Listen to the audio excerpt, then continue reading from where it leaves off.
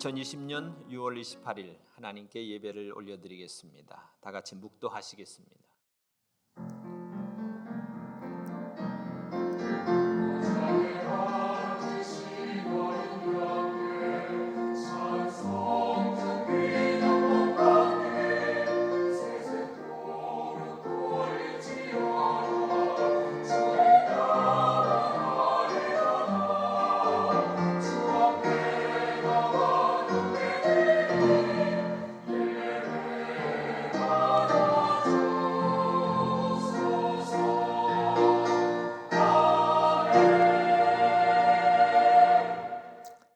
찬송가 9장, 통합은 53장입니다.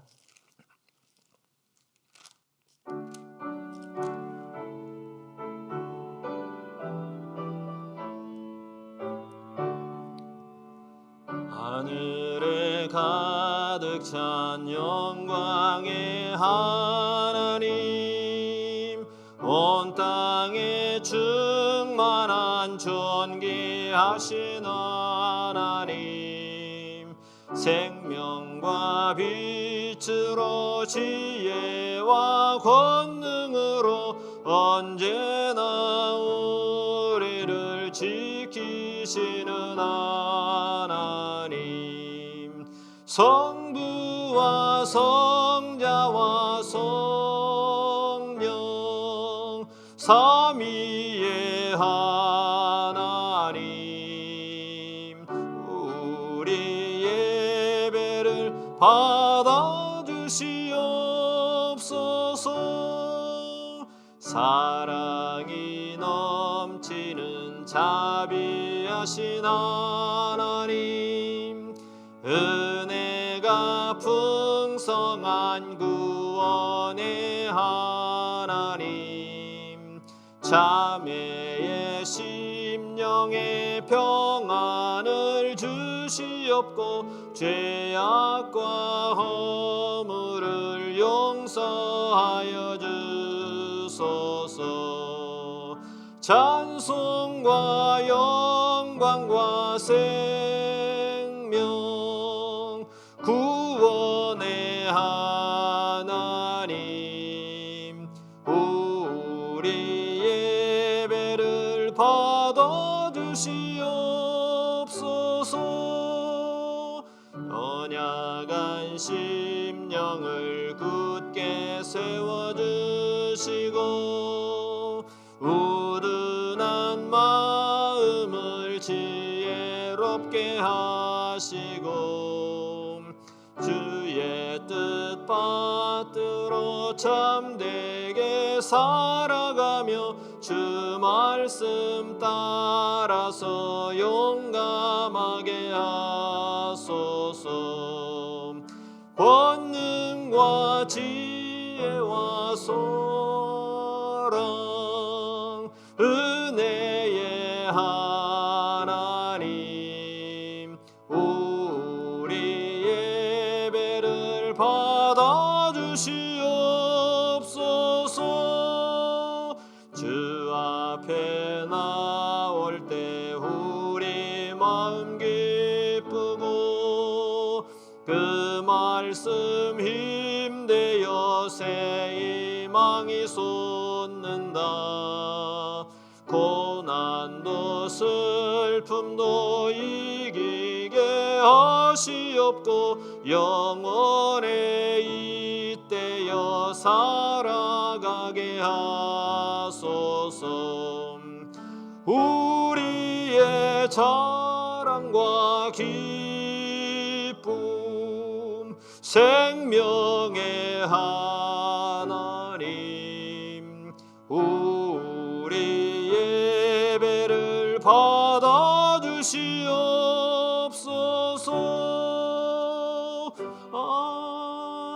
아멘.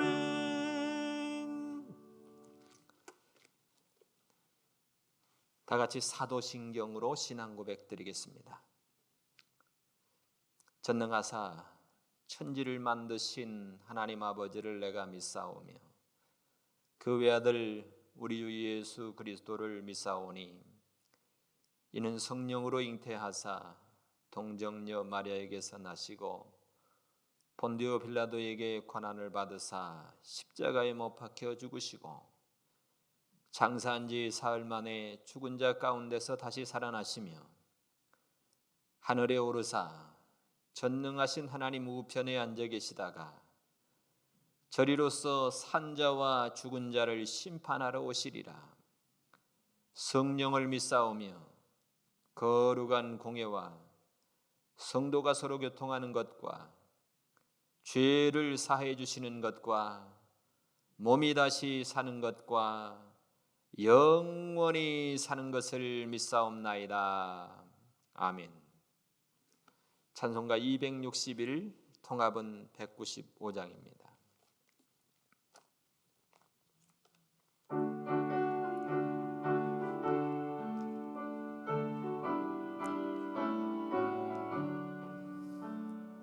이 세상의 모든 죄를 밝히시는 주의 보혈 성자 예수 그 귀한 피 찬송하고 찬송하세. 주님 앞을 멀리 떠나 길을 잃고 헤맬 때에 나의 뒤를 따라오사 친히 구원하셨도다.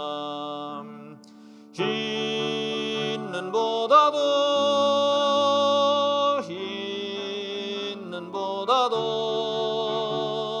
주의 흘리신 보혈로 희게 씻어 주옵소서. 가시관을 쓰셨으니 피로 얼굴 물드셨고 십자가의 모진 고통 나를 위해 당하셨네. 말로 영영할 수 없는 구세주의 구속하심 그 은혜와 크신 사랑 찬송하고 찬송하세.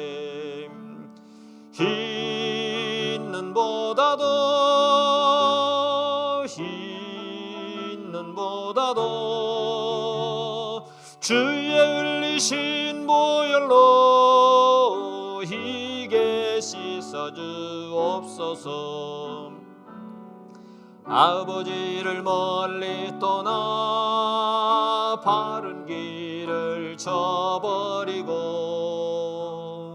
여러 가지 죄악으로 주홍같이 되었으니 물 같은 것 가지고는 씻을 수가 아주 없네. 주여 귀한 보배 피로 날 정결케 하옵소서.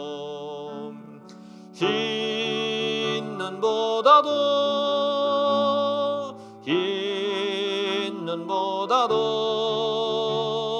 주의 흘리신 보혈로 희게 씻어 주옵소서. 아멘. 다 같이 기도하겠습니다. 우리의 생명이신 하나님, 우리의 능력이신 하나님, 이 땅에 살게 해주신 하나님, 너무너무 감사합니다. 이 거룩한 날을 기억하고 우리가 이 땅에서 살아계신 하나님을 인정하며 고백하며 이 거룩한 날을 기억하며 하나님의 자녀로서의 인정하며 고백하며 주님께 예배하기 원하여 이 시간 주님 앞에 섰습니다. 사랑하는 주님의 모든 백성들, 주님의 자녀들을 기억하시고 이 시간 주님께 예배하는 주님의 자녀들의 예배를 흠양하시고 받아 주시옵소서.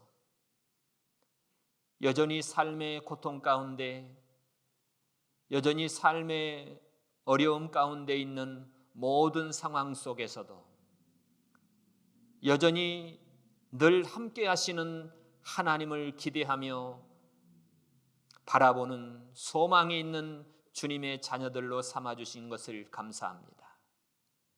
이 모든 어려움의 시간이 우리에게 있지만 이 시간을 통하여 이 땅이 영원하지 않은 것을 주님께서 거듭거듭 우리에게 증명하시고 말씀하시며 우리가 살아야 될 영원한 땅이 이 땅이 아닌 것을 계속 증명해 주시는 하나님 너무너무 감사합니다.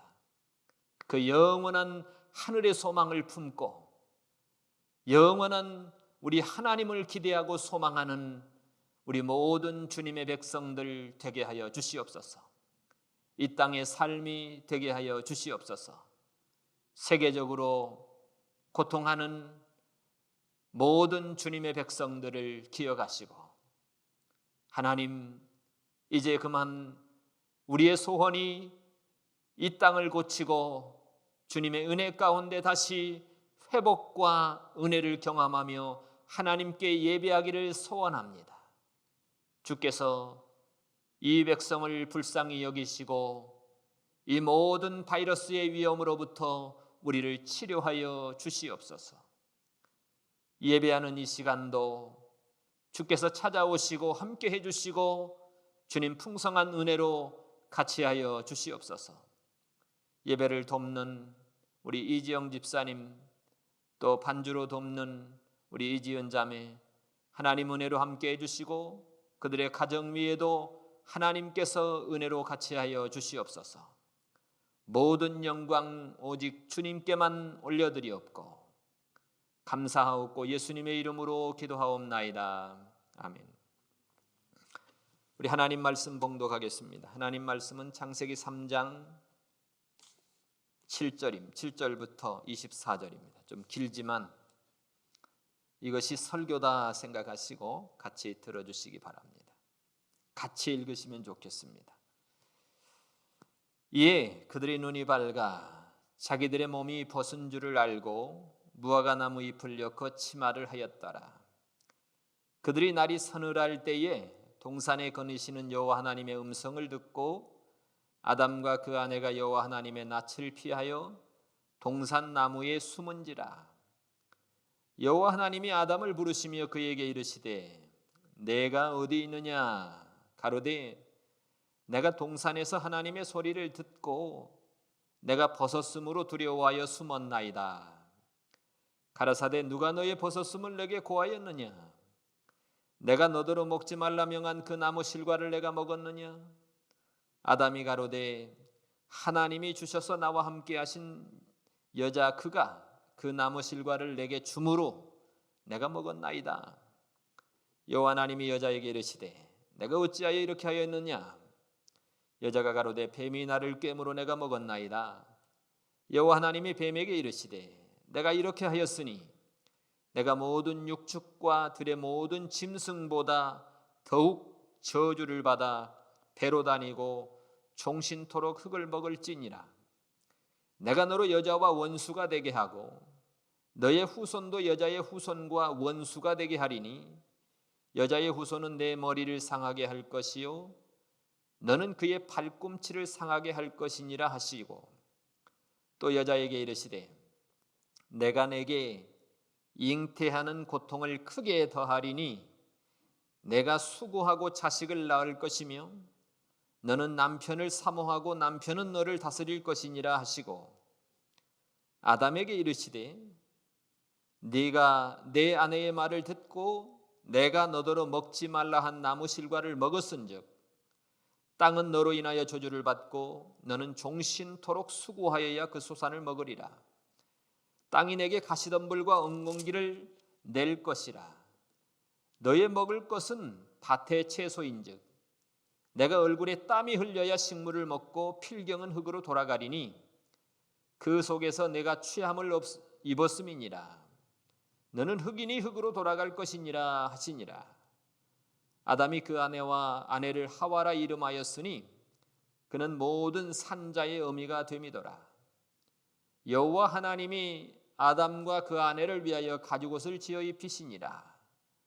여호와 하나님이 가라사대 보라 이 사람이 선악을 아는 일에 우리 중 하나같이 되었으니 그가 그 손을 들어 생명나무 실과도 따먹고 영생할까 하노라 하시고 여호와 하나님이 에덴 동산에서 그 사람을 내어 보내어 그의 근본된 토지를 갈게 하시니라.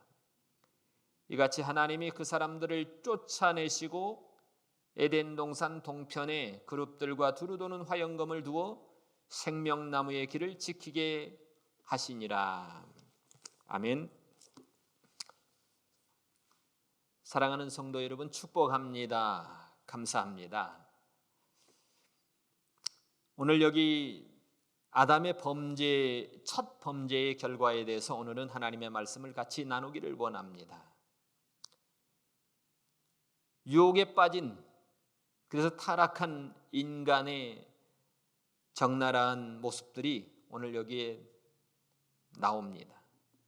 처음에 범죄한 결과 그들은 수치심을 느꼈고 두려움을 느꼈고 뿐만 아니라 서로 책임 전가하는 인간이 하나님을 떠났을 때에 필연적으로 초래되는 그런 모습들이 많이 나타나고 있습니다.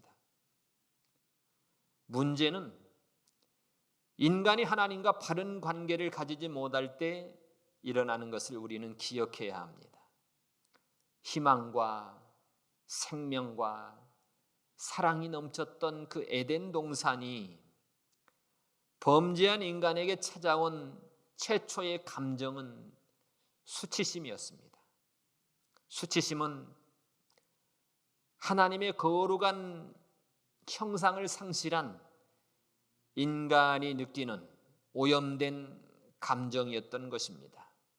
두려움은 거룩하신 하나님께 대한 인간의 부정적인 감정으로 인간이 더 이상 하나님과 아름다운 그 교제를 나눌 수 없는 그런 마음의 상태를 보여주는 겁니다. 하나님의 명령을 거스리고 금단의 열매를 따먹은 자에게, 범죄한 인간에게 찾아온 그것은 평안함이 아니었습니다. 평안함이 아니고 그것을 따먹은 다음에 어떤 성취감을 느끼고 기쁨을 느낀 것이 아니었습니다. 도리어 하나님의 책망과 수치심과 두려움과 깊은 죄의식과 후회가 남게 되었던 것입니다. 그 결과 아담 이후로 창조된 모든 사람들은 이 본성적인 두려움을 갖게 됩니다. 하나님의 명령을 위반할 때 우리가 그분과의 교제가 파괴된 데서 출발한 것을 우리가 알 수 있습니다. 우리가 두려움의 유일한 해결책이 무엇이라고 생각합니까? 두려움의 치유책은 우리의 죄를 회개하고 하나님과 바른 관계를 회복할 때에 이 두려움을 물리칠 수 있습니다.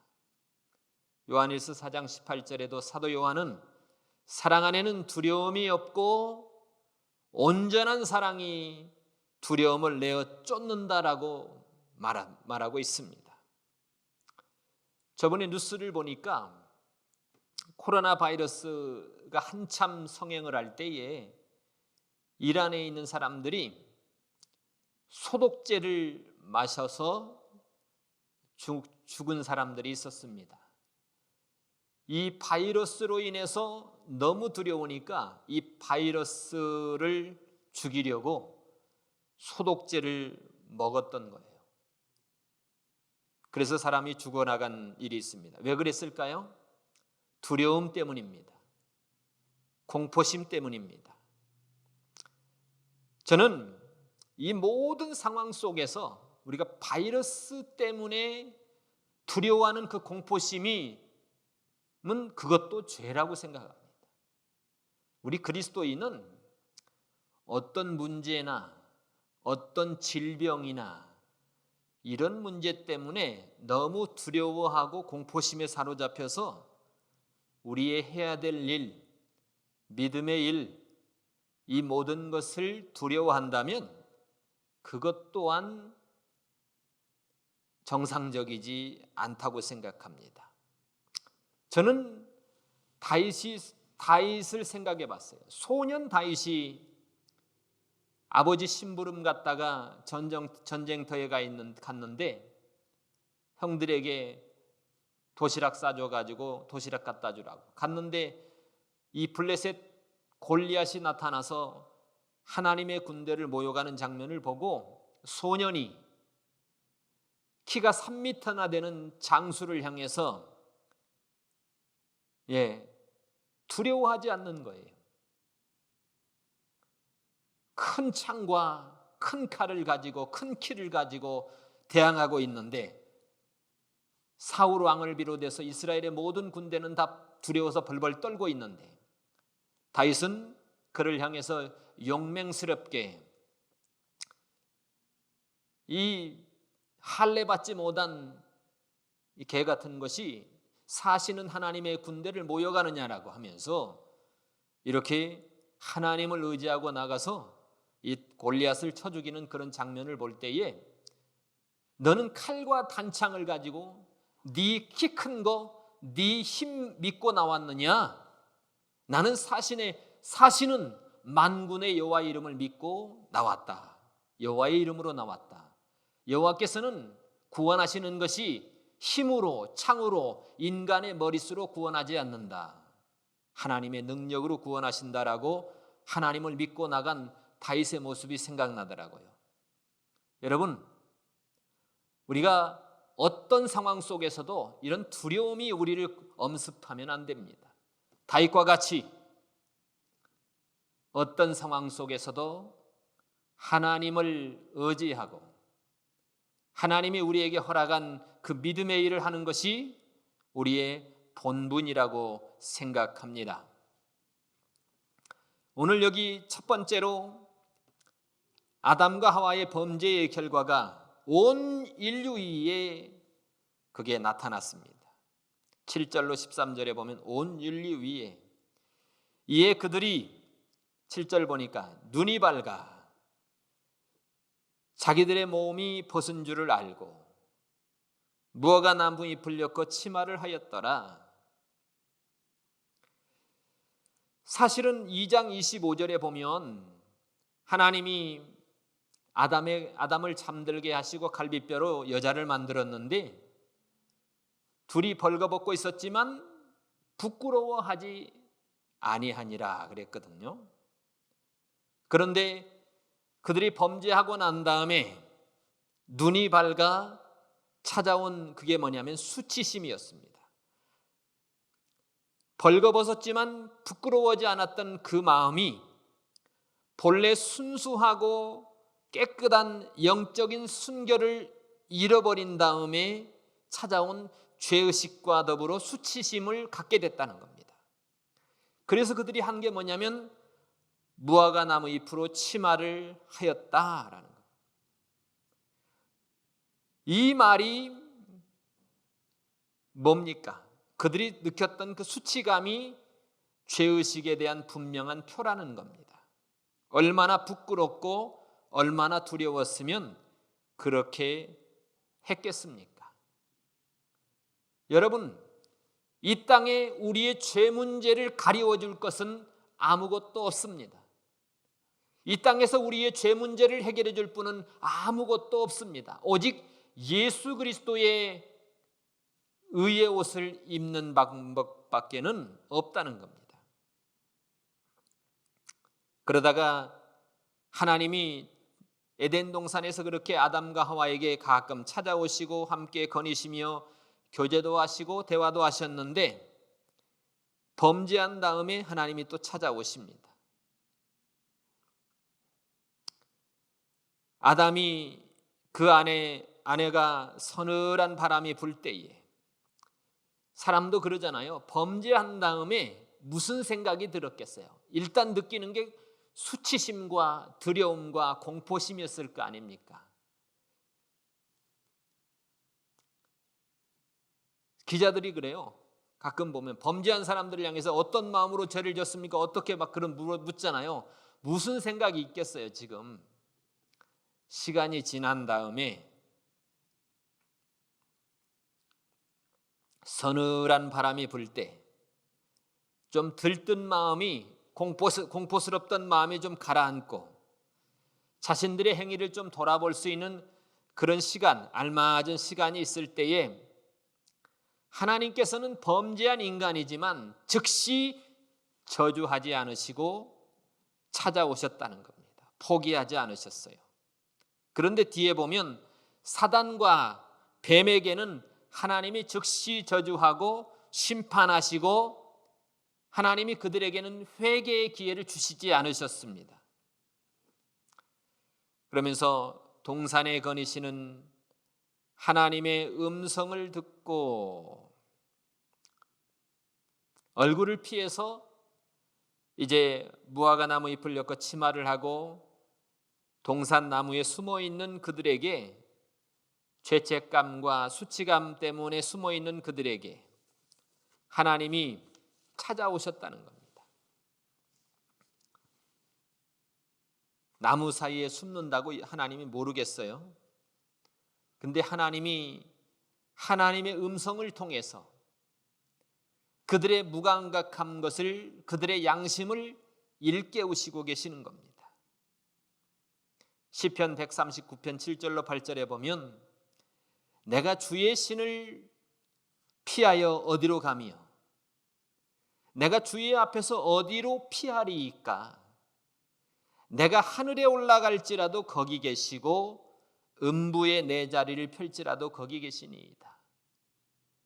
우리가 이 땅에서 죄짓고 하나님의 낯을 피해서 어디로 숨을 수 있는 곳은 이 땅에 없습니다.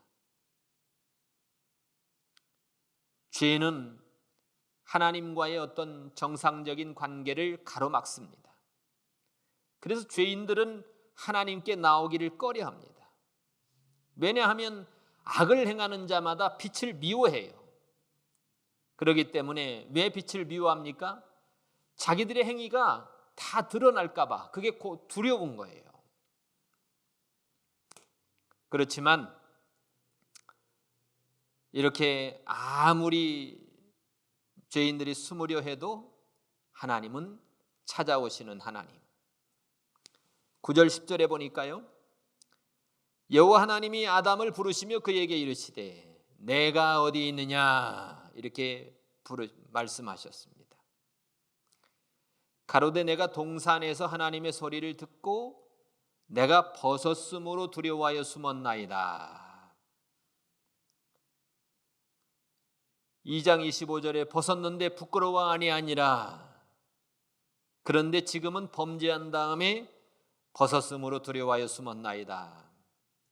하나님은 범죄한 인간을 향해서 잃어버린 양을 찾는 심정으로 선한 목자와 같이 아담을 부르시고 아담에게 찾아오셨습니다. 내가 어디 있느냐? 하나님은 자기 백성을 찾으십니다. 누가복음 15장 3절로 7절에 보면 죄인 하나가 회개하면 하늘에서 회개할 것 없는 의인 99을 인하여 기뻐하는 것보다도 더 기뻐할 거라는 겁니다.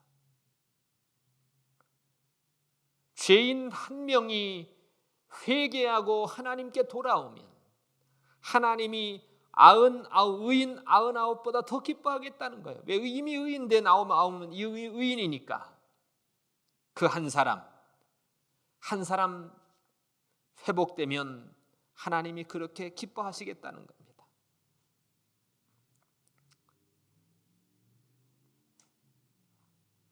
범죄한 사람에게는 이처럼 두려움이 있습니다. 그러나 의인은 사자같이 담대하지만 악인에게는 항상 두려움이 있다는 거예요. 다윗이 의인은 사자같이 담대하잖아요. 두려움이 없잖아요. 하나님 우리에게도 어떤 상황 속에서도 코로나보다 더 위험한 바이러스가 이 세상에 존재한다고 해도 그것 때문에 두려워하지 말아야 됩니다. 하나님이 우리의 일생을 살게 하는 만큼 살다가 그러다가 주님이 오라 하면 예 주님 기쁨으로 주님 나라에 갈 준비를 하고 살아야 되는 겁니다.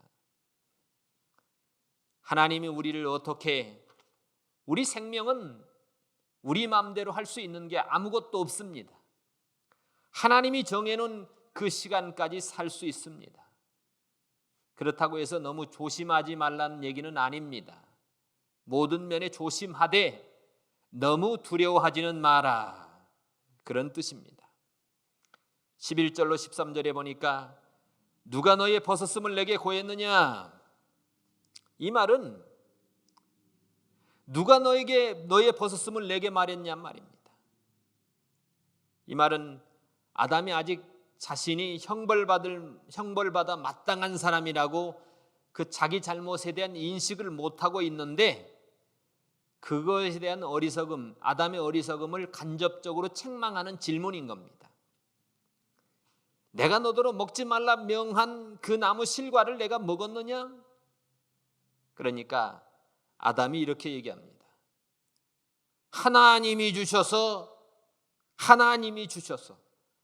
나와 함께 하게 하신 그 여자, 그가 그 나무 실과를 내게 줬기 때문에 내가 먹었습니다.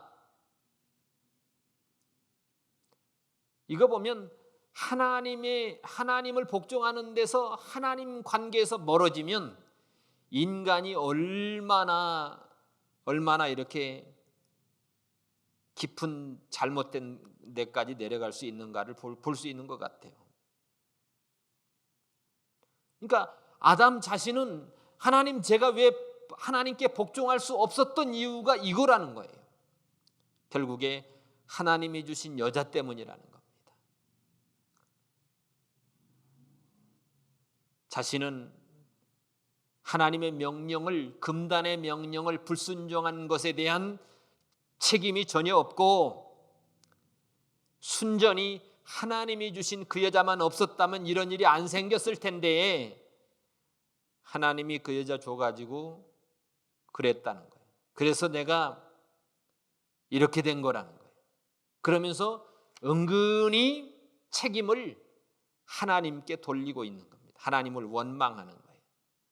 야고보서 1장 4절에 보면 각 사람이 시험을 받는 것은 각자가 자기 욕심에 끌려서 미혹된 것뿐이지 누구 다른 사람 핑계댈 필요가 없다는 겁니다.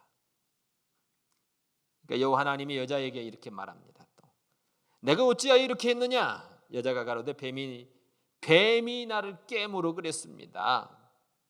5절에 그랬죠. 결코 죽지 아니하리라. 먹는 날에는 눈이 밝아서 하나님같이 돼가지고 선악을 아는 일이, 선악을 알 줄을 하나님이 아시고 하나님이 먹지 말라고 한 거다. 이 꾀임에 빠져서 그랬다는 거예요.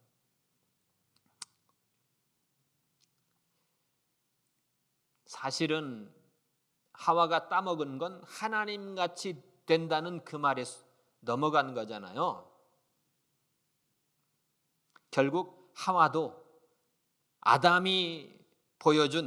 남편이 보여준 그 죄의 혐의를 뱀에게 전가하면서 자기의 무죄를 입증하고 있습니다. 남편이 그렇게 하니까 자기도 그렇게 따라서 하고 있는 거예요. 그 다음에 이제 온 인류에 이렇게 하나님이 이제 이런 범죄의 결과가 임했고, 그 다음에 두 번째 뱀에게, 여호와 하나님이 뱀에게 이르시되 내가 이렇게 하였으니 내가 모든 육축과 들의 모든 짐승보다 더욱 저주를 받아 배로 다니고 종신토록 흙을 먹을지니라. 하나님께서 뱀에게 두 가지 저주를 선언했습니다. 첫째는 배로 다니라는 거예요. 흙을 먹는. 그 당시에 뱀들은 아마도 발들이 있어서 걸어 다녔는지 모르겠어요. 그다음에 범죄한 다음에 하나님의 저주를 받아서 그 발들이 퇴화하게 되지 않았나 하는 생각을 해봅니다. 그리고 발이 없는 뱀이 배로 기어다닐 때 흙을 먹는 것보다도 음식을 어떤 다른 먹을 때 흙도 먹는 불가피한 그런 일들을, 그래서 흙을 먹을지니라 그러지 않았나 생각해 봅니다. 후일의 모세의 율법에 보면 레위기 11장 41절로 44절에 보면 배를 땅에 대고 기어다니는 모든 짐승은 부정하다, 그러니 먹지 말라고 이렇게 성경에 말하고 있습니다. 이 말은 무슨 말이냐면 배로 땅에 부착이 해서 하나님 없이 이 땅에 딱 부착이 돼서 이 세상에 집중하고 살지 말라는 영적인 의미도 포함되어 있는 겁니다. 두 번째는 사람과 원수된다는 것. 여자는 결국 하나님보다 뱀을 더 친근히 했고 하나님 말씀보다 뱀의 말에 더 기울였고, 그래서 뱀과 여자는 원수가 될 거라는 겁니다. 여기 하나님이 뱀을 꾸짖으시는 목적이 있습니다. 왜 하나님이 뱀을 심판을 선언했을까요? 첫 번째, 죄가 얼마나 하나님을 불쾌하게 하는가를 알고 인간이 죄에 대해서 두려움을 갖게 하는 겁니다. 두 번째는 하나님이 아직도 인간에게 호의를 베풀고 계시고 비참한 상태에 있는 인간을 위로를 받게 하려고 그렇게 한 겁니다. 세 번째는 인간이 사단을 주의하라. 그 다음에 그 사단을 대항해서 싸우라는 겁니다. 승리하라는 겁니다. 이제는 조심하라는 겁니다. 다섯 번째, 뱀에게는 회개할 기회를 전혀 주지 아니하시고 바로 저주를 선포한 것은 인간은 하나님의 형상대로 만들었기 때문에 하나님의 특별한 은총을 주신 거고, 뱀과 사단은, 그 사단의 하수인은 완전히 타락했기 때문에 구제 방법이 없기 때문에 바로 하나님이 저주를 선포해 버렸습니다. 그 다음에 세 번째, 사단 위에 내가 너로 여자와 원수가 되게 하고 너의 후손도 여자의 후손과 원수가 되려 하니니 여자의 후손은 내 머리를 상하게 할 것이고 너는 그의 발꿈치를 상하게 할 것이니라 하시고, 이제 사단은 여자와 원수가 되게 했습니다. 여기 보니까 여자의 후손은 내 머리를 상하게 할 거다. 이 머리라고 하는 것은 정말 너무 중요한 내용들이 들어있잖아요. 우리의 뇌는. 그 머리를 상하게 한다는 것은 모든 기능을 완전히 치명적으로 손상시켜서 깨버린다는 그런 의미잖아요. 발꿈치를 상하게 한다는 것은 비록 해는 당하지만 치명적이지는 못하는 것을 우리에게 말해줍니다. 이것이 구약에 범죄한 다음에 하나님이 인간에게 찾아오시면서 주신 최초의 원시 복음이라고 우리에게 말하고 있습니다. 이 말씀의 영적인 의미는 예수님이, 이 사단은 예수님을 십자가에 못 박게 했는데, 가룟 유다를 통해서 예수님을 십자가에 못 박게 했는데, 예수님은 십자가에 못 박혀서 돌아가신 다음에 사단의 계략을 이용해서 도리어 하나님의 온 말씀을 완전히 다 이루시고, 십자가상에서 마지막 마디가 하나님께서 이 예수님에게 원하시는 그 모든 율법의 조항들을 세세히 다 완전히 순종하시고 십자가에서 운명하셨습니다. 그렇게 죽이는 것이 사단의 방법이었지만 예수님을 십자가에 못 박는 정도는 뱀이 사단이 발꿈치 정도밖에 상하게 못한다는 거예요. 근데 예수님은 십자가에 못 박히셨는데 십자가에서 돌아가신 다음에 3일 만에 다시 부활을 통해서 이 사망, 이 사단이 가장 위협하고 중요하게 여기는 이 죽음의 문제, 사망의 문제를 예수님이 무덤의 문제를 깨트리고 해결해 버리셨습니다. 그래서 모든 사단의 머리를 완전히 눌러버리고 깨트려 버렸다는 거예요. 그래서 더 이상 사단이 죽음의 문제로 우리를 공격하고 위협하고 두렵게 못한다는 겁니다. 이것이 하나님께서 사람에게 처음으로 주신 메시아의 약속인 겁니다. 그래서 아브라함 때는 아브라함 구약의 사람들은 앞으로 오실 예수님을 바라보고 믿음으로 구원을 얻었다. 히브리서에 보면 나옵니다. 다음에 네 번째, 하와와 모든 여성들이 받은 범죄 후의 징벌입니다. 16절에 보니까 여자에게 이르시되 내가 내게 잉태하는 고통을 크게 더하리니 내가 수고하고 자식을 낳을 것이며 너는 남편을 사모하고 남편은 너를 다스릴 것이니라 하시고, 원래 하나님이 아담과 하와를 이렇게 최초의 결혼을 통해서 가정을 이루게 하실 때는 범죄하기 전에는 여자에게는 출산의 고통이 없었습니다. 근데 범죄한 다음에 찾아온 것이 여인에게 출산의 고통입니다. 그래서 여자는 임신하며 출산하는 이 큰 수고와 고통을 경험하게 되는 겁니다. 오늘날 모든 여성들이 다 똑같습니다. 둘째는 남편을 사모하게 한다는 겁니다. 여자는 무슨 부족함이 있는 것처럼 남편을 애타게 사모하는 그런 어떤 연약한 마음을 하나님께서 주셨다는 겁니다. 세 번째는 남편의 지배를 받을 거다.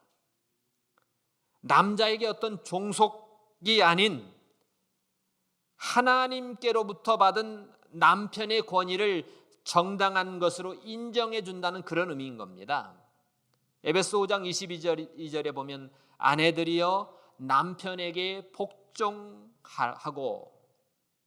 가정의 권위는 남편의 권위를 통해서 하나님이 그렇게 세우셨습니다. 교회의 머리는 그리스도고 가정의 머리는 또 남편을 통해서 하나님이 이 세상의 모든 질서를 정하신 것처럼 각 국가에 왕이 있고 법이 있고 질서를 정하신 것처럼 그것과 똑같은 의미인 것입니다. 다섯 번째, 아담과 모든 남자들에게 일어난 현상들입니다. 범죄 후에 17절로 19절에 보니까 아담에게 이르시되 내가 내 아내의 말을 듣고 내가 너더러 먹지 말라 한 나무 실과를 먹었으니까 땅이 하나님의 말씀을 네가 어김을 통해서 땅이 저주를 받는다는 거예요. 땅이 저주. 그 다음에 너 또한 종신토록 수고해야 된다는 겁니다. 그래야 네가 먹을 것을 얻을 수 있다는 겁니다. 에덴 동산에 있을 때는 그렇지 않았는데, 그 다음에 땅은 전에는 좋은 열매 있는 나무들만 나고 그런 채소만 나고 했는데 이제는 가시덤불도 나고 엉겅기도 나고 이렇게 된다는 거예요. 그러나 너의 먹을 것은 밭의 채소다. 그 다음에 내가 얼굴에 땀이 흘려야 식물을 먹고 필경은 흙으로 돌아간다. 공짜로 못 먹는다는 겁니다. 이제 노동을 하고서 정당하게 먹어라. 이게 하나님 명령입니다. 그래서 그 속에서 내가 치함을 입었다. 너는 흙이니 흙으로 돌아간다. 이렇게 아담에게도 남자들에게도 세 가지 징벌을 내리셨습니다. 첫 번째는 땅의 저주라는 겁니다. 하나님께서 처음 에덴 동산을 만드셨을 때는 기름지고 비옥한 아주 아름다운 그런 축복을 받은 땅이었는데 범죄한 다음에 땅이 저주를 받아서 완전한 실과를 내지 못하고 기름진 땅이 태화되고, 그 다음에 좋은 식물들만, 좋은 채소만, 좋은 과일 나무들만 났는데 이제 그 나무들을 해치는 가시덤불, 엉겅기 이런 것들이 나고, 그 다음에 땅에 천재지변들이 일어나서 전에는 하늘의 비와 햇빛과 이런 모든 것을 이 옥토가 되게 잘 조화롭게 만드셨지만 이제는 이런 천재지변, 우박과 홍수, 지진, 그 다음에 또 질병, 병충해 이런 것들이 저주받는 땅에서 일어나게 될 거라는 겁니다. 지금 중국은 홍수로 몸살을 앓고 있고, 이 세계적으로 하나님이 이 우한 바이러스뿐만 아니라 세계적으로 지진으로, 홍수로 하나님이 우리에게 뭘 요구하시는지 우리는 들을 수 있는 귀가 있어야 됩니다. 두 번째는 평생 수고하며 땀을 흘리라는 겁니다. 땀 흘리지 않고 공짜로 얻은 건 먹지 마세요. 웬만하면. 공짜로 먹는 거는요, 좋을 것 같지만 가치가 없습니다. 여러분, 한국이나 이 세계적으로 로또에 당첨이 돼가지고 5년, 10년이면 다시 거지가 된다는 것을 저는 많이 들어봤습니다. 왜 그럴까요? 공짜로 얻었기 때문에 그래요. 노동의 가치를 통해서 얻은 것은 소중하기 때문에 자기 삶에 대한 영향력도 있고 정신도 건강하고 육체도 건강하고 삶을 정상적으로 영위하지만, 갑자기 뭐 일확천금을 얻으면 행복할 것 같지만 보통 사람은 정신적인 해이와 결국엔 성적으로 타락하고 이상한 것으로 타락해서 망하는 수가 많다는 겁니다. 아무리 많이 준다고 해도 여러분, 정상적인 노동은 축복입니다. 정상적인 노동은 정신을 건강하게 하고 우리의 삶을 행복하게 만드는, 하나님이 그렇게 저주했기 때문에 이것을 거스려서 뭔가 갑자기 일확천금을 얻겠다 이런 마음들 버리세요. 그러면 그게 저주가 될 수도 있습니다. 평생 수고하고 땀 흘리는 거, 이거를 무시하지 말라는 겁니다. 사실 타락 전에 노동은요, 달콤하고 즐겁고 기쁨이 있었습니다. 그러나 범죄한 후에 아담은 평생 수고하고 땀이 흘려야 되고, 식물을 먹는데도 힘든 노동을 해야 되고 피곤한 노동이 필요하고 종신토록 수고하는, 마치 광산에서 종신강제 노역을 하도록 정제된 것처럼 노예적인 일을 해야 되는 거예요. 땀 흘리는 수고, 이거는 하나님이 아담을 통해서, 아담의 범죄로 모든 인간 남성들에게 축복으로 준 저주의 결과로 나온 그런 결과인 겁니다. 그러니까 여러분, 남성들이요, 노동을 하면서 하나님 기뻐하시기 바랍니다. 이런 모든 변화 속에서도 노동은 정말 가치 있는 겁니다. 어떤 일이든지 죄가 되지 않는 일들은 너무나도 가치 있는 일입니다. 세 번째, 죽음입니다. 너 원래 흙으로 만들었는데 범죄하지 않았더라면 죽음은 없을 텐데, 범죄하지 않았더라면 이 에덴 동산에서 영원히 하나님과 교제하면서 행복하게 살 수 있었을 텐데, 범죄했기 때문에 원래 만들었던 흙으로 돌아가야 된다는 겁니다. 아담과 그의 후손은 이제 죽는다는 겁니다. 아담은 결국 인생의 삶에 여러 고난을 겪으면서 노동을 하면서 많은 역경을 겪은 후에 육체적인 죽음을 맞이하게 된다는 겁니다. 아담은 930세에 죽었죠. 뿐만 아니라 하나님과 교제하던 그 자리에서 쫓겨났기 때문에 영적인 죽음도 찾아왔습니다. 그러나 희망적인 말씀은 고린도전서 15장 21절에 아담 안에서 모든 사람이 죽은 것 같이 그리스도 안에서 모든 사람들이 다시 삶을 얻을 것이다. 성경에 보면 영혼 불멸에 대한 그런 내용이 나옵니다. 몸은 죽어요. 예수님께서도 그랬죠. 몸은 죽여도 영혼은 능히 죽이지 못하는 자들을 두려워하지 말고 오직 몸과 영혼을 능히 지옥에 멸하시는 자를 두려워하라. 마태복음 10장 28절에 나오죠. 여러분, 우리 몸은 죽으면 땅속에 묻어서 흙으로 돌아갑니다. 그런데 우리 몸은 육체만 있는 게 아니고 영혼이 있다는 겁니다. 이 영혼은 불멸입니다. 예수를 믿은 사람은 죽으면 육체는 땅에 묻지만 영혼은 천국에 가 있게 되는 줄로 믿습니다. 성경이 약속하셨습니다. 그래서 우리가 예수를 믿습니다. 그래서 우리가 하나님을 여전히 매 주일마다 하나님께 나와서 하나님을 예배하고 찬양하는 겁니다. 이것이 가치 없는 일이 아닙니다. 하찮은 일이 아닙니다.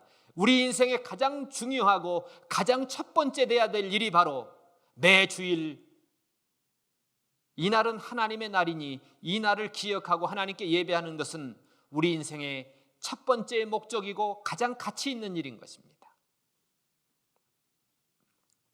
전도서 3장 20절 21절에도 다 흙으로 말미암았으므로 다 흙으로 돌아가리니 다 한 곳으로 가거니와 인생의 혼은 위로 올라가고 짐승의 혼은 땅으로 내려간다. 그러니까 짐승은 영원히 없어요. 그렇기 때문에 땅으로 다 꺼져 다 사라지는 겁니다. 20절에 보니까 아담이 그 아내를 하와라 이름하였으니 그는 모든 산자의 어미가 됨이니라. 하와라는 뜻은 생명이라는 뜻입니다. 모든 산자의 어미가 됐다. 하와를 통해서 아담의 자손들이 많이 출산될 것을 우리에게 얘기하고 하나님의 택하신 자들에게 영생을 주실 메시아가 오실 것을 우리에게 말씀해 주는 얘기입니다. 21절에 보니까 여호와 하나님이 아담과 그 아내를 위하여 가죽옷을 지어 입히시니라. 이거는 하나님이 짐승을 확 죽여가지고 가죽을 벗겨서 아담 하와에게 갖다 놓은 것이다. 그렇게 해석할 수도 있고 칼빈은 이렇게 말씀하더라고요. 가죽옷이 우연히 하나님이 그렇게 만들어서 그냥 갖다 놓은 게 아니라는 겁니다.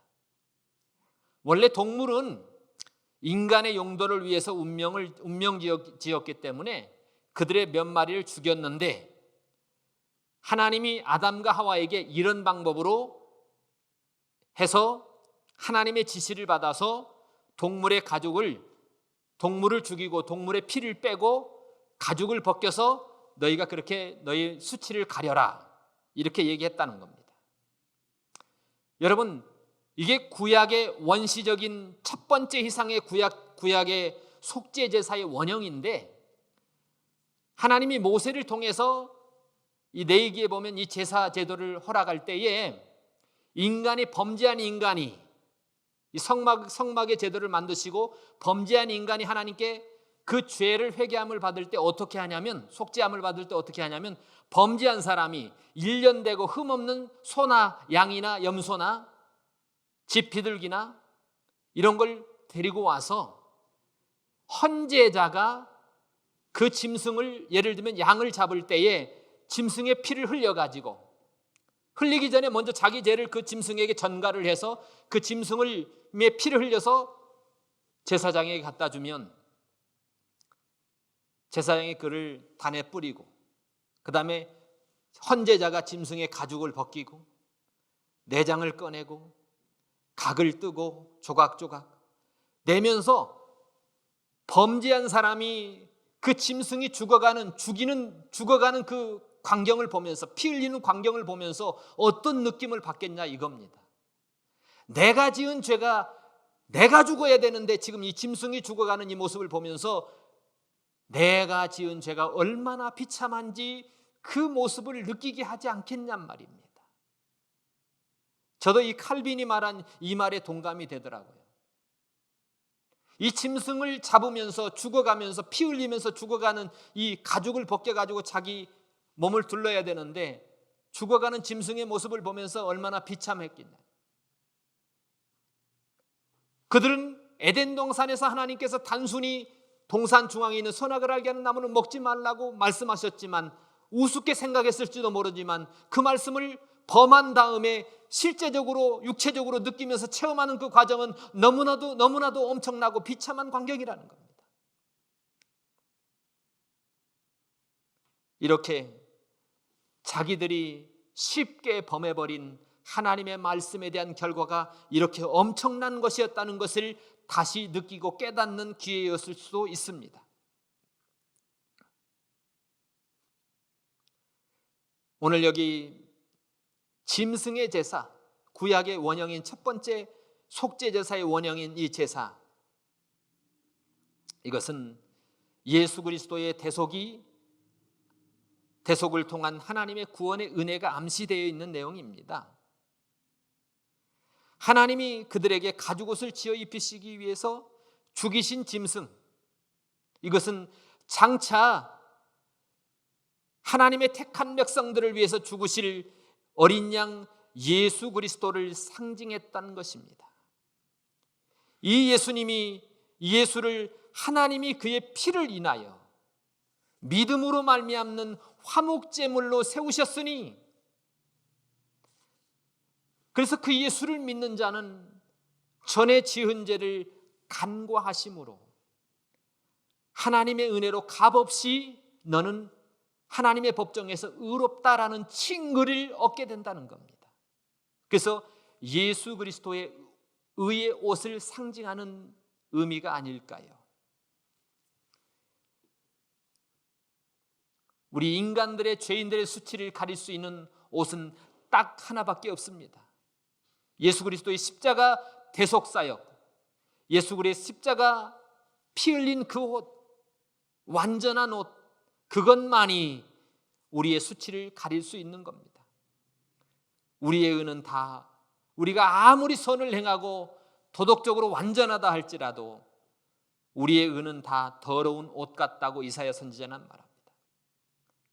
그래서 하나님께서는 우리에게 예수 그리스도의 완전한 의의 옷을 입혀주셨습니다. 갈라디아서도 누구든지 그리스도와 합하여 세례를 받은 자는 그리스도로 옷 입었다. 예수님께서도 내 살을 먹고 내 피를 마시지 않으면 나와 상관이 없다. 이것은 예수님이 나 때문에 찢기신 그 살, 나 때문에 흘리신 그 피, 내 죄 때문에 예수님이 십자가에서 돌아가신 그것을 믿는 것을 가리킵니다.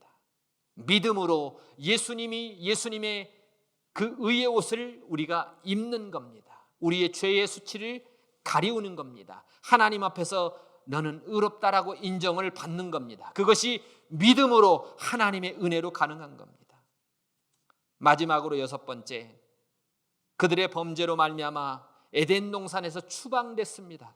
거주지의 변화가 생겨버렸어요. 나무가 생명을 약속하는 것으로 주어졌다고 언급했는데요. 근데 하나님이 에덴 동산에서 그들을 절교했죠. 쫓겨냈습니다. 이 에덴 동산에서의 추방이 이 아담과 하와에게 어떤 구원의 소망에 대한 이 절단한 게 아닙니다. 단지 범죄로 그들에게 주어진 그거를 빼앗아 가심으로 해서 또 다른 새로운 본질을 추구하게 만드는 원인이 된 겁니다. 그래서 이전에는 아담이 하나님과 교통함을 통해서 하나님과 교통함이 생명의 원천이 됐지만, 결별한 다음에는 동물 제사를 통한 그림자로, 원형은 그리스도의 죽음으로 생명이 회복됨을 말씀해 주는 겁니다. 그러니까 어떻게 보면 단순한 형벌이 아닌 구원사적인 의미를 지니고 있는 그런 뜻이 있습니다. 그래서 여호와 하나님이 가라사대 보라, 이 사람이 선악을 하는 일에 우리 중 하나같이 되었으니 그가 그 손을 들어 생명나무 실과도 먹고 영생할까 하노라 하시고 여호와 하나님이 에덴 동산에서 그 사람들을 내어보내어 그의 근본된 토지를 갈게 하시니라. 이같이 하나님이 그 사람들을 쫓아내시고 에덴 동산 동편의 그룹들과 도로 드는 화영검을 두어 생명나무의 길을 지키게 하시니라. 이것은 의미가 있습니다. 에덴 동산에서 결국에 인간의 범죄로 이 신락원, 낙원을 상실한 에덴 동산에서 쫓겨나는 장면인데, 하나님의 약속, 행위 계약을 어기고 무시한 인간들의 고통과 죽음과 낙원 상실, 이 도덕성의 부패, 하나님이 제공한 모든 행복을 순식간에 잃어버린 이런 비참을 맞이한, 더 비참한 일은 그들이 하나님과의 교제가 단절이 돼서 영적으로 죽은 거, 그리고 낙원에서 추방됐다고 하는 건데, 낙원에서 추방이 왜 중요한가? 범죄한 인간들이 하나님이 만드신 그 낙원에서 생명과실을 따먹고 영원히 존속한다면 이것 또한 엄청난 형벌이 되는 겁니다. 하나님이 만드신 에덴 동산에서 범죄한 인간이 생명과일을 따먹고 영원히 거기서 비참하게 살아간다면 이것 또한 어마어마한 인간에 대한 형벌이 될 수 있기 때문에 하나님은 낙원에서 추방해서 그들을 저주와 더불어서 하나님의 사랑이 내포된, 하나님의 신적인 배려가 있는 놀라운 하나님의 은총인 것입니다. 그래서 하나님이 에덴 동산의 낙원의 문을 굳게 닫으셨고 천국의 문을 활짝 열으신 겁니다. 그래서 인간을 구속하시는 방법에 있어서 새로운 역사를 써내려가는 하나님의 놀라운 섭리라고 우리는 생각이 됩니다. 우리는 오늘 이 말씀을 통해서 인간의 진정한 행복과 삶의 의미는 생명의 근원이신 하나님과의 교제를 통해서만 가능하지, 하나님을 떠나서는, 지금도 하나님을 떠나서는, 하나님이 없이는, 예수님이 없이는 우리 인생은 절대로 행복할 수 없다는 것을 우리가 명심하고, 이 어려운 환경 속에서도 오직 그분만 의지하고 그분만 소망함을 통해서 우리의 영적인 능력이 회복이 되고 하나님의 은혜를 경험하는 모든 성도들이 다 되시기를 축복합니다. 기도하겠습니다.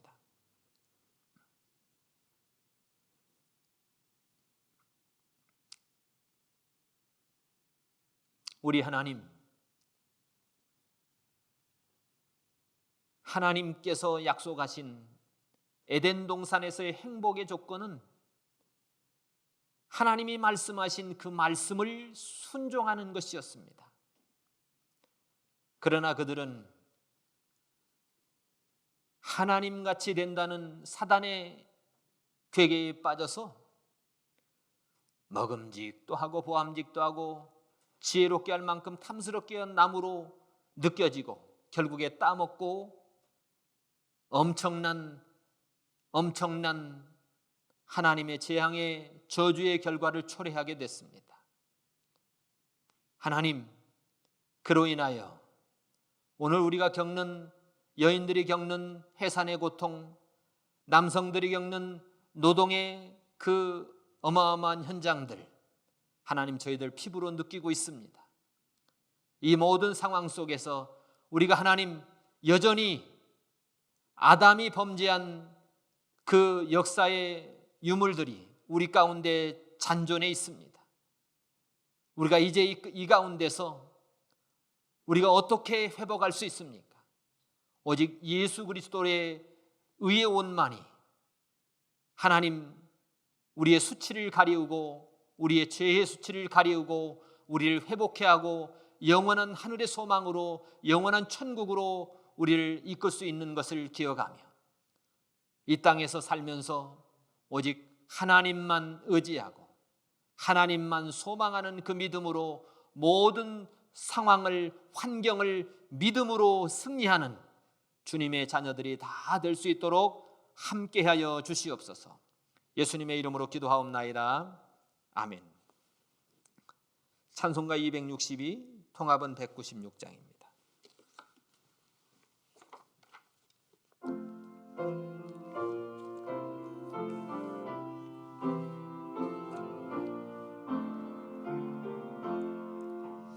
날 구원하신 예수님 영원히 찬송하겠네. 저 죄인 어서 주께 와 제사유하심 받으라. 구하라 주실 것이요 찾으라 얻을 것이라. 죄 중에 상한 영혼을 주 온전하게 하시네. 주리 죄로 인하여 피 흘려 죽으셨으니 주밖에 없는 사랑을 만 백성 알게 전하세. 주 예수 사랑 못 잊어 나 항상 눈물 흘리네. 이 세상 어디 가든지 나 주만 생각합니다. 목마른 자 이 샘에와 영생의 물을 마시라. 내 주를 사랑한데도 늘 맘에 부족하도다.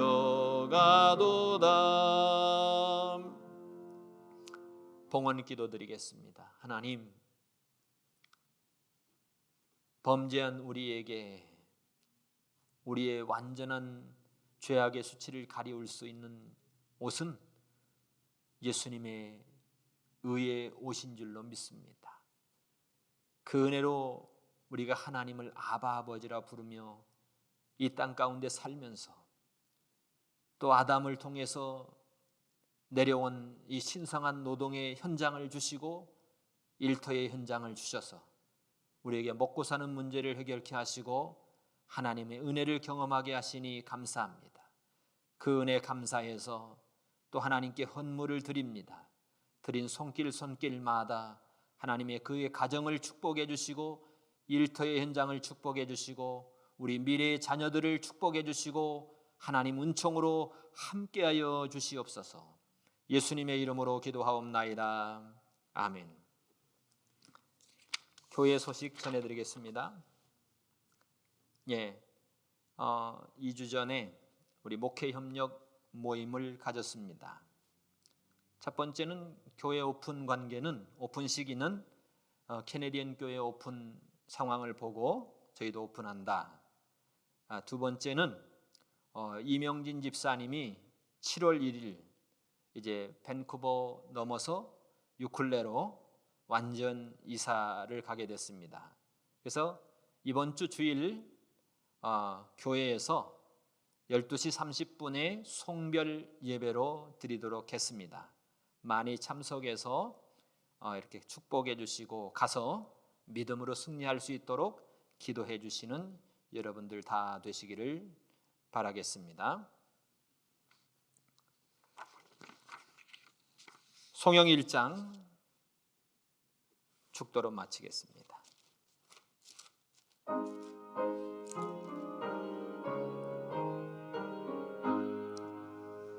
만복의 근원 하나님 온 백성 찬송 드리고 저 천사여 찬송하세. 찬송 성부 성자 성령 아멘.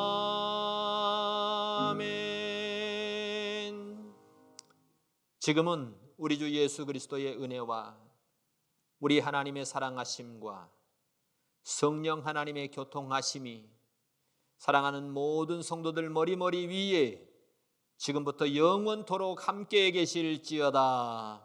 아멘.